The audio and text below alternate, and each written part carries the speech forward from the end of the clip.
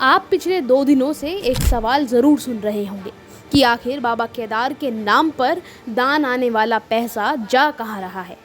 और यही सवाल इस वक्त उत्तराखंड की राजनीति में बड़ा भूचाल लेकर आया हुआ है।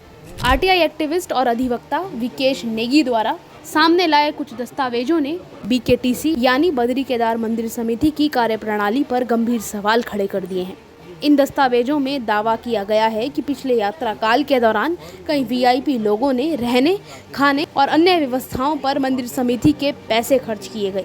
नाम सामने आया मंत्री गणेश जोशी की बेटी नेहा जोशी का, केदारनाथ विधायक आशा नौटियाल का, प्रधानमंत्री नरेंद्र मोदी के भाई पंकज मोदी का, आरएसएस से जुड़े प्रकाश और निरंजन का और रुद्रप्रयाग के जिलाध्यक्ष का।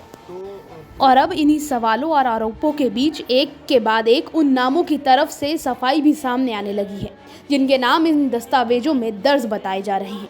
सबसे पहले नेहा जोशी ने इस पूरे मामले पर अपनी चुप्पी तोड़ी और अब केदारनाथ विधायक आशा नौटियाल का भी बयान सामने आया है। नमस्कार, प्रणाम आप सभी को। मैं नंदिनी मोदी और आप देख रहे हैं लोकार्पण न्यूज़।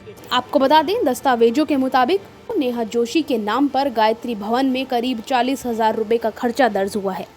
इसके बाद दूसरी एंट्री में लगभग 20,000 रुपये और दिखाई दिए, यानी कुल खर्चा करीब 60,000 रुपये तक का दिखाई दिया है।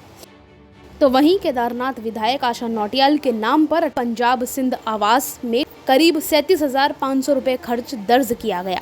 इसके अलावा आपको बता दें तो प्रधानमंत्री नरेंद्र मोदी के भाई पंकज मोदी के नाम पर लगभग 20,000 रुपये की एंट्री दिखाई दी।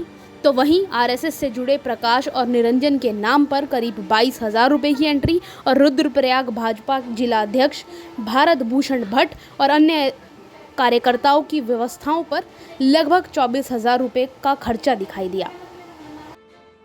लेकिन अब इस पूरे विवाद पर एक एक कर संबंधित लोगों के बयान भी सामने आने लगे हैं।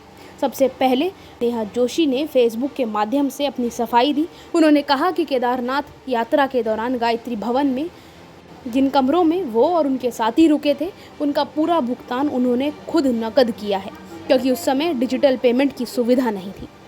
नेहा जोशी का ये भी दावा है कि उनके पास भुगतान के सबूत मौजूद हैं और गायत्री भवन का स्टाफ भी इसकी पुष्टि कर सकता है। और उन्होंने कहा कि इस पूरे मामले की निष्पक्ष जाँच होनी चाहिए। और अब केदारनाथ विधायक आशा नौटियाल का बयान भी सामने आ रहा है। इसमें वो बोल रही हैं कि बीकेटीसी के खर्चे पर वो नहीं रुकी, बल्कि वो अपने परिचितों और जानने वालों के यहाँ ठहरती हैं। उन्होंने इन खबरों को भ्रामक बताते हुए कहा कि पूरे मामले की जांच होनी चाहिए ताकि सच्चाई जनता के सामने आ सके। तो यानी अब मामला सिर्फ आरटीआई दस्तावेजों तक सीमित नहीं है, बल्कि आरोप, सफाई और जाँच की मांग तीनों एक साथ सामने आ चुका है। लेकिन अब सबसे बड़ा सवाल यही है कि अगर इन लोगों ने खुद भुगतान किया था तो फिर बीकेटीसी के रिकॉर्ड में उनके नाम पर खर्चा क्यों दिखाई दे रहा है?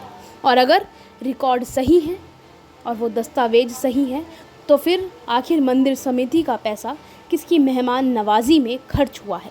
फिलहाल इस पूरे मामले ने उत्तराखंड की राजनीति और मंदिर व्यवस्था दोनों में हलचल मचा दी है। और अब सभी की नज़र इस बात पर टिकी है कि आखिर जाँच में सच क्या निकल कर सामने आता है।